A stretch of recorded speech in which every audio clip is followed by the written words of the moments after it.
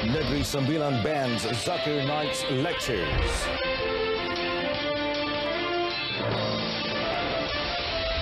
Utusan not closing down. Papers to cost 50 cents extra.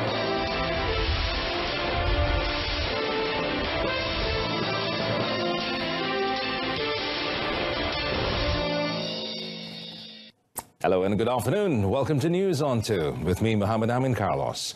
Now, Negeri Sembilan has joined the bandwagon to ban preacher Dr. Zakir Naik from delivering lectures in the state. Now, Menteri Besar Dato Sri Aminuddin Harun said the ban is in force with immediate effect with the interests of the multiracial society in mind and to maintain peace in the country. The Negeri Sembilan ban comes in the wake of similar bans imposed on Zakir by several other states and a nationwide police ban as well. Tetapi pada dasarnya apabila kita melihat kepentingan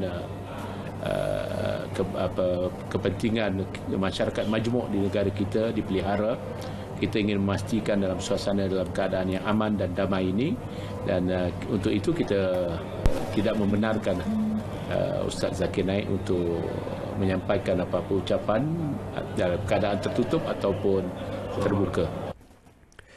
Dr. Zakir is facing a police investigation under Section 504 of the Penal Code for intentional insult with intent to provoke a breach of the peace after 115 reports were made against him.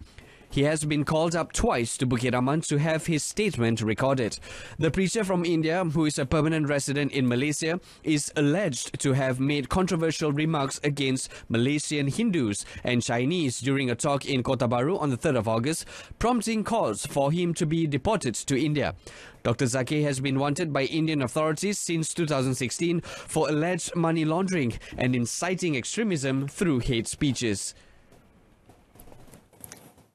O2S Malaysia Berhad staff received good news yesterday as, contrary to market talk that O2S would cease to exist after this week, its management has confirmed that the publishing house will not be closing down. Its executive chairman, Dato' Abdul Aziz Sheikh Fadzir, said claims that the newspaper group, which publishes the O2S Malaysia and Cosmo dailies, was going to close down were not true, although admitting that the 80-year-old company, which is public listed, was in dire straits. While trading in the securities of the O2S Malaysia Berhad, however, will be suspended with effect from 28th August, and its shares will be delisted on 30th August. Speaking after a briefing session for the staff at O2S's office yesterday, Dato' Abdul Aziz also announced that salary arrears of existing staff and dues to staff who took up the company's voluntary separation scheme, VSS, would be settled starting with a 2,000 ringgit payment last night. However, he did not give a timeline on settlement of the dues. O2S Malaysia Berhad received a cash injection of 1.6 million ringgit from UMNO, which enabled it to pay its staff an advance of 2,000 ringgit each today to ease their financial burden.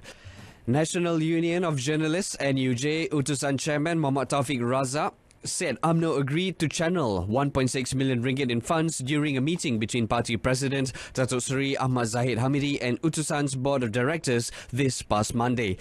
UMNO, being a long-time shareholder of the group, had disposed of its shares in O2S to a private company in February, adding that it was a business decision. Meantime, Dato' Abdul Aziz said to help the company recover financially, it had no choice but to increase the prices of its publications, O2S Malaysia and Cosmo, by 50 cents a copy beginning Friday. Well, police have rubbished allegations that Nora Ann Curran's family was involved in the teen's death. Negeri Sembilan Police Chief Dato' Muhammad Mat Yusof said the allegation made by an overseas lawyer known as Ann Brennan is a lie. Speaking to Bernama, Dato' Muhammad said, therefore, police considered it a libel because the authorities did not accuse anyone. He added police have never issued a statement saying that Nora Ann's parents were involved. On Monday at 6 p.m, a police officer from the Nilai District Police Headquarters made a report against a Facebook post for slandering a police team who are still carrying out investigation. Dato' Mohamad said his team was investigating the allegations made through the Facebook page under Section 500 of the Penal Code and Section 233 of the Malaysian Communications and Multimedia Commission Act. Brennan, who is also a child activist, through a Facebook account made various allegations, among others accusing the Corin family of being involved in the disappearance and death of 15-year-old Nora N. The lawyer also accused the police of being inexperienced and failing to do a good job. On the 13th of August, Nora N's body was found about 2.5 kilometers from a resort in Pantai, Negeri Sembilan, where she was reported missing on the 4th of August after checking in a day earlier. An autopsy confirmed that the special needs girl died of gastrointestinal bleeding, possibly due to starvation and prolonged stress, without any signs of foul play. Nora N, along with her mother Mieb Jasaprin Corin, father Sebastian Marie Philip, and 2 siblings arrived in Malaysia for a 2-week vacation on the 3rd of August. Cabinet to consider motorcycle ride-hailing service. This and more after the break.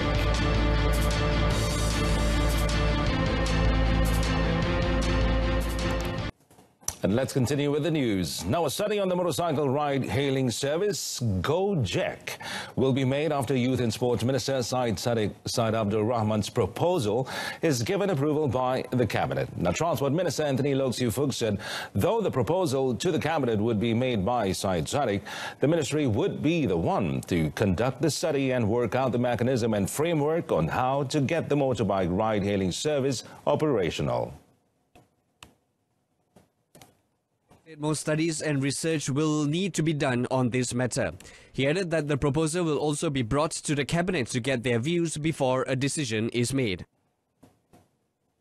Kita mendengar pembentangan mereka dan satu pembentangan yang saya kira menarik, tetapi kita kena mengkaji lebih lanjut dan membincang dengan lebih lanjut mekanisme pelaksanaan.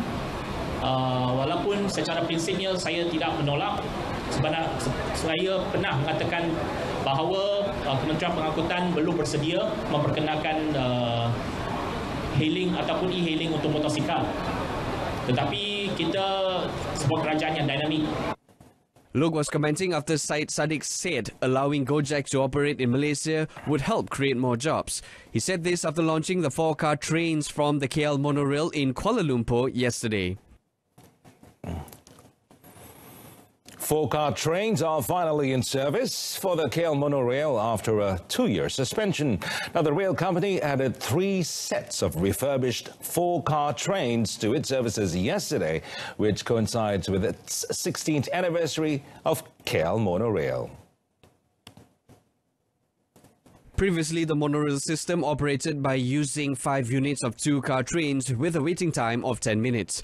The 4-car trains are also fitted with better safety features including open-door window, onboard closed-circuit TV cameras and run-flat features which allow the train to continue moving despite a puncture. Waiting time for the monorail has also been reduced to 6.5 minutes during peak hours. The 4-car trains can accommodate up to 500 people.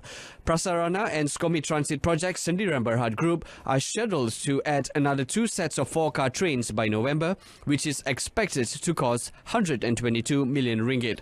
Prasarana Malaysia Berhad is fully owned by the Ministry of Finance, while Skomi is a global service provider in the oil and gas and transport solutions industries. Tourism Malaysia is partnering with global travel platform Expedia Group for 2 key tourism collaborations in efforts to drive international tourist arrivals to Malaysia in the coming years. Now, Tourism, Arts and Culture Minister Dato' Muhammadin Katapi said the first collaboration was to promote Malaysia as an outstanding tourist destination by showcasing the country's unique wonders, attractions and cultures, as well as support tourism industry digital innovation. Also, I would like to say that we are pleased to be entering into 2 tourism partnerships with Expedia Group that promise to support Malaysia's domestic and international efforts to promote tourism to Malaysia in the coming years. In the second collaboration, Dato' Mohammadin said both parties will embark on an Expedia Media Solutions global campaign to promote inbound travel from Australia, Japan and the United States to Malaysia. The partnership will see a joint execution of destination marketing campaigns to highlight Malaysia's hidden and unique tourist attraction, as well as to promote a variety of accommodation to Expedia Group's more than 750 million monthly visitors globally. In addition, he said Expedia Group has over 200 travel booking websites in more than 70 countries around the world and work with hundreds and thousands of lodging and flight partners to cater to the differing needs of modern travelers today. Speaking at the exchange of documents for the collaboration in Putrajaya yesterday, Dato' Mohammadin said this timely strategic collaboration will support Malaysia's target of achieving 30 million tourist arrivals and 100 billion ringgit in tourist spending set for the Visit Malaysia 2020 campaign. Tourism Malaysia was represented by its Director General, Dato' Musa Yusof, while Expedia Group was represented by its Senior Vice President Commercial Strategy and Services, Greg Schultz. Dato' Mohammadin said the collaborations, alongside with marketing and promotional activities that have been lined up, would firmly put Malaysia on the map of travellers everywhere and aspire them to experience the great diversity that the country offers. Meanwhile, Dato' Musa said, through the strategic cooperation with Expedia Group, Tourism Malaysia has targeted the arrival of 220,500 tourists from Australia, the US and Japan within 6 months of campaign. Now, Malaysians who wish to travel abroad are strongly advised to obtain insurance before travelling, as well as to inform the embassy of their trip.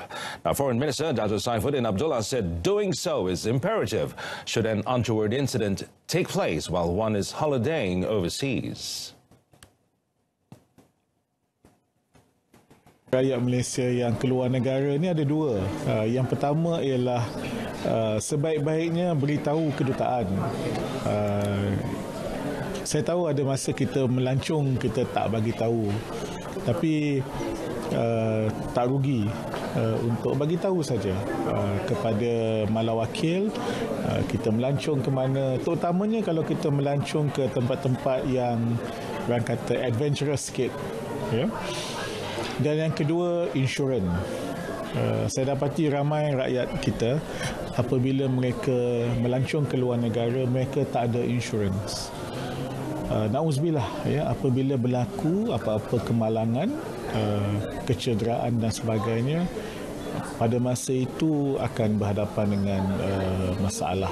Kita di Kementerian Luar, kita akan bantu dari segi, misalnya kalau ialah menghantar ke menguruskan dari segi fasilitasi, ya, tapi kita tiada peruntukan untuk bantu dari segi mendapatkan rawatan.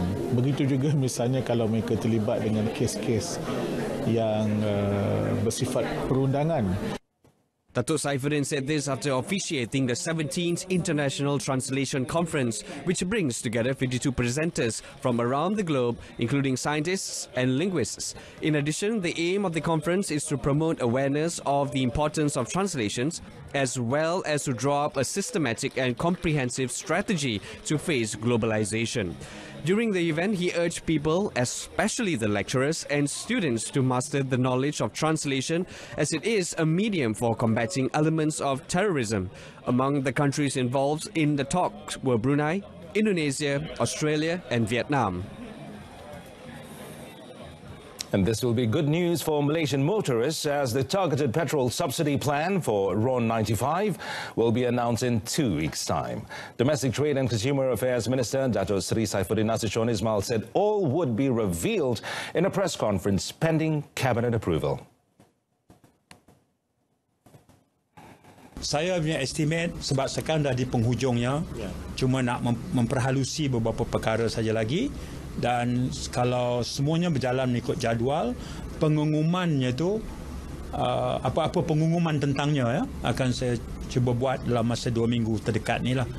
Ya, itu pun tertakluk kepada apa-apa keputusan ataupun nasihat daripada Jemaah Menteri lah. Datuk Seri Saifuddin Nasution said this in a press conference held after the Ministry's monthly assembly in Putrajaya yesterday. The targeted RON95 petrol subsidy is a measure outlined under the 2019 budget tabled by Finance Minister Lim Guan Eng, aimed at reducing the cost of living for the B40 group, defined as households earning less than 3,860 ringgit per month. The subsidy for car owners will be limited to 100 litres of petrol monthly, while motorcycle owners will get 40 litres monthly. Some 2 billion ringgit has been allocated for the new initiative, which is expected to benefit more than 4 million car owners and 2.6 million motorcycle owners. Technologies like the Internet of Things, or IoT, have a huge potential to transform and modernize agriculture, particularly the agro-food and industrial commodity subsectors. Deputy Minister of Agriculture and Agro-Based Industries, MZ Zin, said as the government moves towards the digital economy and embraces Industry 4.0, there is a need to embrace these technologies to bring agriculture to a higher level. According to Sim, the ministry recently set up 2 committees, one for agro-technology and another for the digital economy in agriculture, to bring new technologies such as IoT and mechanization into the sector. So our focus now, the government, is to do more of technology and attract young people to go into new growth areas such as agriculture or be it other sectors. Then that's where transformation of all these agriculture sectors must involve internet, must involve digital, must involve technology. Speaking at a press conference at the Maxis IoT Challenge Pitch Day program in Kuala Lumpur yesterday, Sim said the ministry is also looking to create demand for agricultural produce by creating platforms via the digital economy to address the rise in prices of food products at the consumer level and the suppressed farm level prices resulting from the middle person reaping too much profit. He said the agriculture sector also needs to be more business friendly to attract more investment in the bid to achieve the government's aim of raising agriculture's contribution to gross domestic product to 7.8% in 2020. Prime Minister Tun Dr. Mahathir Mohamad will chair a special committee meeting later today regarding congestion along the Johor Causeway. The Internal Affairs Ministry has been given the responsibility to prepare a working paper in relation to several proposals to overcome the issue of congestion at the Causeway. Back in April, the issue was discussed with Tun Dr. Mahathir and his Singaporean counterpart Lee Hsien Loong at the Malaysia-Singapore Leaders Retreat. The traffic congestion at the Causeway and Second Link makes it extremely difficult for people who commute back and forth between Johor Bahru and Singapore. Currently, there are about 250,000 to 300,000 people who cross the Causeway every day. Among the measures to be identified by Malaysia and Singapore to address the bottlenecks is to improve the physical infrastructure, revise policies and regulations between the border, and improve the quality of cross-border services. The capacity of the customs, immigration and quarantine (CIQ) at both sides is also a necessary step to tackle the congestion issue. Malaysia continues to be an attractive investment destination as total stock of foreign direct investment, FDI, rose by 10.3% to 667.5 billion ringgit in the second quarter of 2019, compared with 605.1 billion ringgit a year ago. Now, Finance Minister Lim Guan Eng said the steady rise in total FDI stock showed the continuing attractiveness of Malaysia as an international investment destination amid rising trade tensions across the world. In a statement released yesterday, Lim said Malaysia's sustained economic growth is one of the reasons behind rising FDI stock. Additionally, Lim said Malaysia's gross domestic product, GDP, for the quarter expanded 4.9% year-on-year, an acceleration from 4.5% growth in the first quarter of 2019, at a time when various regional economies are experiencing synchronized growth slowdown. He said the 4.9% GDP quarterly growth was better than market expectations of 4.7% as compiled by Bloomberg. According to Lim, the international investment position and the balance of payments define FDI as lasting investment made by foreign parties into domestic companies, giving the former lasting controlling stake, and this adhered to the definition provided by the International Monetary Fund, IMF. Last week, the Malaysian Investment Development Authority, MIDA, announced that approved FDI across all sectors rose 97.2% to 49.5 billion ringgit in the first half of 2019 from 25.1 billion ringgit in the same period last year. Lim said MIDA stated that the 33.1 billion ringgit approved manufacturing FDI would create 30,449 jobs in the near future. He also said the government will maintain its business-friendly approach to attract investment into the country and create quality jobs for all Malaysians. The Malaysian delegation to the Beijing International Book Fair 2019, or BIBF, is eyeing to boost collaboration in book industry with China. The Education Ministry, in a statement yesterday, said the delegation would also use the opportunity to introduce the great literary works of national laureates. According to the statement, the effort includes the translation and marketing aspects of books, and this is important to ensure that the country's great literary works can be promoted to countries around the world. The statement said Minister Dr. Mazli Maleh has been given the honour to deliver a keynote address at the Beijing International Publishing Forum 2019, which would bring together book and magazine publishers from around the world under one roof in conjunction with BIBF. The 5-day BIBF, which begins today, is being held at the China International Exhibition Centre in Beijing. Kedah, it's PKNSFC and Malaysia Cup clash.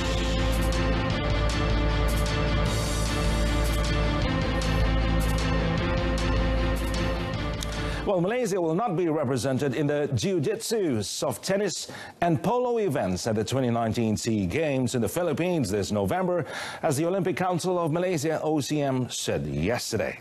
Now, OCM President Datuk Seri Norzan Zakaria said the associations governing these sports have confirmed that their non-participation with this development. Now, Malaysia will be represented in 51 out of the 56 sporting events in the biennial games. Datuk Seri Norza, however, said that the SEA Games Selection Committee have yet to receive the list of athletes from 3 sports associations: kayak, petong and ice hockey. These 3 associations must send their list before the 2nd of September or risk having their entries rejected by the Philippine Southeast Asian Games Organising Committee, or FISGOC. He also said a decision on whether to place the national women's football team in the A or B categories would depend on how Jacob Joseph's charges fare at the ongoing 2019 ASEAN Women's Football Championship in Chonburi, Thailand.